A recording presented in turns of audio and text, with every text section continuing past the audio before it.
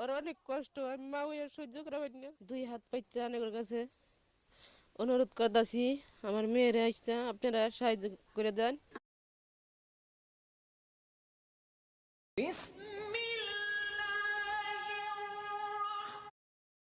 আমাদেরকে মানুষ এত বিরক্ত করে সেলিব্রিটি হলে, যেটা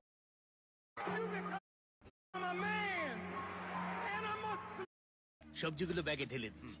good morning madam. Good morning. আপনি কি গীতা ম্যাডাম? হ্যাঁ। স্যার, এগুলো আপনি কি করতেছেন?